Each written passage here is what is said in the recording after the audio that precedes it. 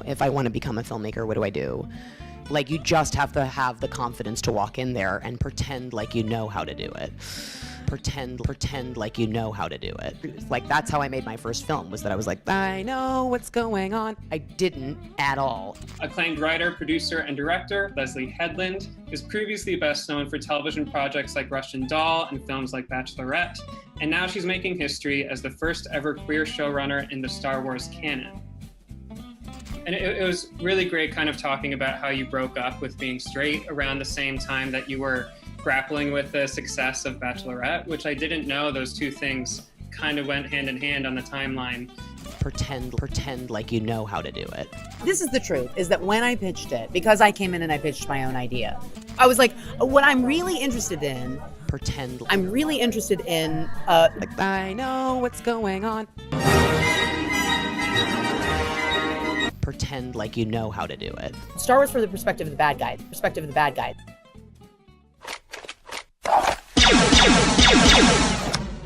I think it's too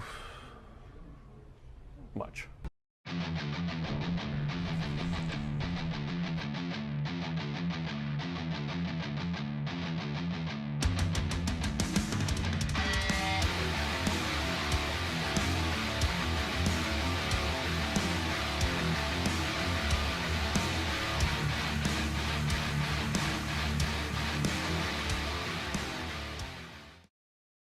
I kept telling these stories about women that were trapped. It's always about women who are unclear of where is the danger. It just feels like it's pretend like you know how to do it. It's everywhere, and it feels like I can't, be myself. This is what the process has been for me, to go from someone that was desperately trying to be accepted.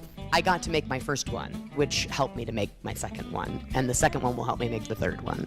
And to assimilate myself into a culture that was a part of our culture that I think is really damaging. And now to be free of that.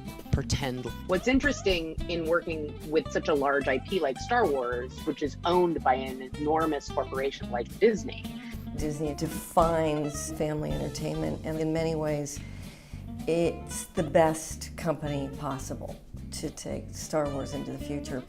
It's a trap! Is that a lot of times what you're dealing with is queer-coded stories and not explicitly queer representation. Pretend. For example, a movie like Frozen, when I saw that film at 31, I was like sobbing uncontrollably in the movie theater. Elsa doesn't focus on romantic love. That's what we love about the entire franchise. And when should Elsa get a girlfriend? I am her mother in this movie, so it's weird, so I don't think that's gonna happen. Especially since I've come out, my characters have been a lot more outspoken about how the way that they've trapped themselves is not working. Pretend like you know how to do it. So just a part of like my own psyche.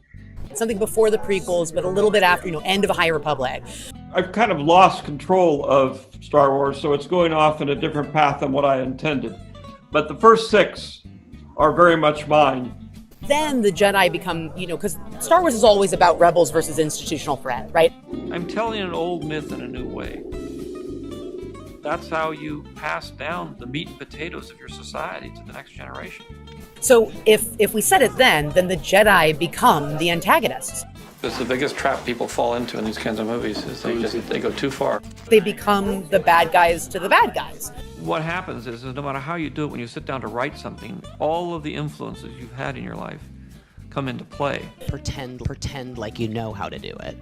I gotta say, Kathy really responded to that. When I make the films, I'm very aware of the fact that I'm teaching on a much larger scale.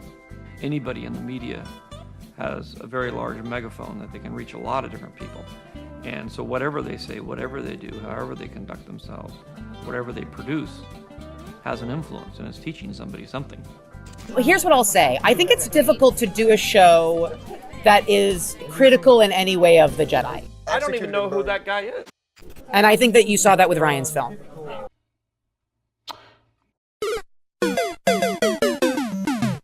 Like, that's how I made my first film, was that I was like, I know what's going on. I think that makes people nervous. But it didn't make Kathy nervous. Let the past die. Kill it, if you have to. why you fail. Faith is the glue that holds us together as a society. Faith in our culture, our world, whatever it is that we're trying to hang on to, is a very important part of, I think, allowing us to remain stable, remain balanced. Yeah, I just try to treat everything as if we're on RuPaul's Drag Race.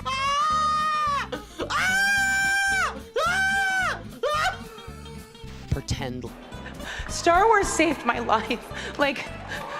This is like what we understand to be Star Wars. Like the idea that like that only came from George Lucas. That only George Lucas holds the key for what we understand to be Star Wars is just untrue. When I did Star Wars, I consciously set about to recreate myths and the classic mythological motifs. If I want to become a filmmaker, what do I do? Like, you just have to have the confidence to walk in there and pretend like you know how to do it.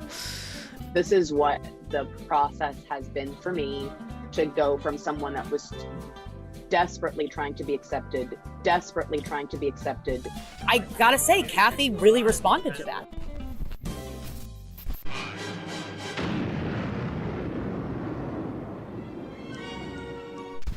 I disliked the business of Hollywood intensely. When I had that choice of Star Wars being a success, I said, I'm going to try to make a go for it. And so I invested in the next movie and borrowed money from a bank and everything. I had everything at stake. I did it primarily because I didn't want the studios to tell me what to do and putting their little ideas in there.